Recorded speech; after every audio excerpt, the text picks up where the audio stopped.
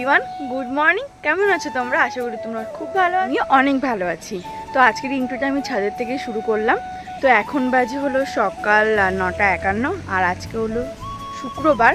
তো না সরি শুক্রবার না, আজকে হলো শনিবার। তো আজকে যাব আমরা মামা বাড়ি, যেহেতু কালকে জল আনতে যাব। আর আমি এখন নিচে যাব, নিচে গিয়ে কিছু কাজ আছে, আর দেন তারপরে ব্যাডিং গোছাতে হবে। তো চলো তোমরা আজকে ব্লগে দেখতে থাকো, আর তোমাদের খুব ভালো লাগবে। সকাল সকাল এখানে ছেলে আর মা মিলে মারামারি করে দিয়েছিলাম নিয়ে যাব না বলে, তার জন্য। তো আমি এসেছিলাম এই কুর্তিটা নিতে, যেটা মারতে দিয়েছিলাম সেটা কাকিমাদের বাড়িতে। তো ওটাই নিয়ে এখন যাবো, আমি স্নান করে রেডি হবো। তো চলো দেখতে থাকো। দেন আমি রেডি হয়ে গেছিলাম, আর এখানে একবারে ক্যামেরাটা অন করেছিলাম, যেহেতু অনেকটাই লেট হয়ে গেছিলাম। আর এই ট্রেনটা দিতে না পারলে না, অনেকটা পরে ট্রেন ছিল। আর এটা আমার সবসময় এরকম ছেলের সাথে ওর সাথে করি, তো ক্যামেরার সামনে ওটাই করছিলাম। আর এখানে বেরিয়ে আমি ওকে বললাম যে কোথায় যাবি, ও তখনও রেগে রয়েছে আমার উপরে। আর ক্যামেরা যেই দেখিয়েছি সেই হেসে দিয়েছে। তো ওখানে সব কিছু গুছিয়ে আসছিল, আর তারপরে বেরিয়ে যাওয়ার পর না খুব তাড়াতাড়ি বাসটা পেয়ে গেছিলাম। জানি না কি হয়েছিল সেদিনকে, বাস ট্রেন না খুব তাড়াতাড়ি পেয়ে গেছি, দাঁড়াতেও হয়নি, আবার যে পাবো না এরকমটাও না। তো তারপরে টিকিটটা কেটে আমরা প্ল্যাটফর্মের দিকে এগিয়ে যাই। আর এখানটায় না তখন ট্রেন ঢুকছিল বলে এমনটা ভিড়, আর এমনটা ভিড় না এই টাইমটা হয় না, কেন জানি না এরকমটা ভিড় ছিল।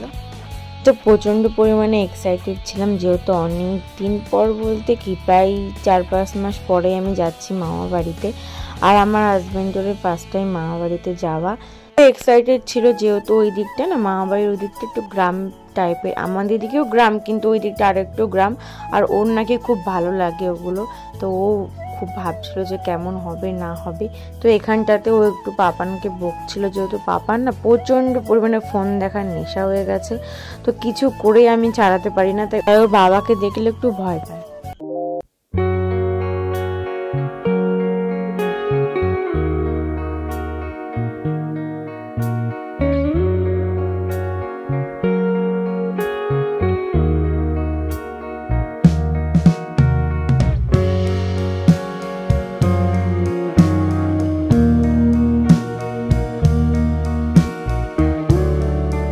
ঘন্টা 20 মিনিট জার্নি করে নেমে যায়। আর এই রাস্তাটা মামাবাড়ি যাওয়ার দিকেই পড়ে। আর এটা হলো চুন্নি নদী, যেটা বর্ষার টাইমে এরকমটাই কচুরিপানে ভর্তি হয়ে যায়, পরিষ্কারও করে না। তো যাই হোক আমরা নেমে যাই, বাড়ি গিয়ে একটু ফ্রেশ হয়ে নিই। আর এখানে আমি ক্যামেরা ওপেন করে একটু নকশা করছিলাম, যেটা আমি সবসময় করে থাকি ওর সাথেও আর পাপানের সাথেও। পাপান বললো যে নাও মা এটা খাও, তো আমি ওখানে খাচ্ছিলাম। তারপরে গেছিলাম একটা পাশের বাড়ি বোনের বাড়িতে। তো সেইখানে গিয়ে দেখি বাঘটা বানানো রয়েছে ওই বোনটার বাড়িটার জন্য। তো আমি তো দেখে পুরো অবাক হয়ে গেছিলাম, তো ওকে বললাম নিয়ে একটু কাঁধে নিয়ে আমি একটু ভিডিও করে দিই। তো ভালোই লাগছিল দেখে বেশ। আমারও ইচ্ছা আছে আমি যদি পরের বার যাই আমি এরকম একটা বাঘ বানিয়ে নিয়ে তারপরে জল আনতে যাব। তারপরে আমি রেডি হয়ে গেছিলাম, একটু বাজারে যাব, যেহেতু গামছা আর আমি তো টবে করে জল নিয়ে আসবো আর কি পিঠে করে। তো সেই টবটা না কেনা হয়নি, তো ভাবলাম বাড়ির থেকেই নিয়ে যাব, যেহেতু নবদ্বীপের ওখানে পাওয়া যায়, কিন্তু প্রচণ্ড পরিমাণে ভিড় থাকে বলে আর কেনা হয় না। আর এখানে পাপান বায়না করছিল, তো ওকে বুঝিয়ে শুনিয়ে বাজারে আসলাম। তো এই প্লাস্টিকে যে গোল গোল টবগুলো হয় আমি সেগুলোই একটা নিয়েছিলাম পিঠে করে আনার জন্য। আর এমনি তো পিঠের ব্যাগ ছিলই।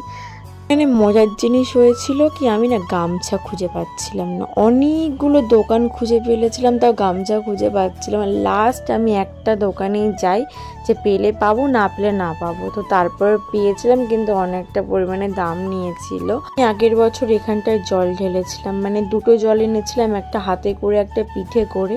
তো হাতে করে জলটা আমি এখানেই ঢেলে গেছিলাম। এখানে একটা শিব মন্দির আছে, আর এই জায়গাটা তৈরি হয়েছে বাউল গানের জন্য আর বাঁক রাখার জন্য। সারা রাস্তায় এরকম তৈরি হয়েছে, কারণ সারা রাত ধরে যেহেতু সবাই জল আনে, তার জন্যই এখানে সবাইকে জাগিয়ে রাখার জন্য তৈরি করা। দেন বাড়ি চলে আসি, আর খুব তাড়াতাড়ি শুয়ে পড়তে হবে আজকে, যেহেতু কালকে যাবো নবদ্বীপ। তো চলো আজকের মতো ব্লগটা এই পর্যন্তই, ভালো থেকো, দেখাবে নেক্সট কোনো ব্লগে, টাটা।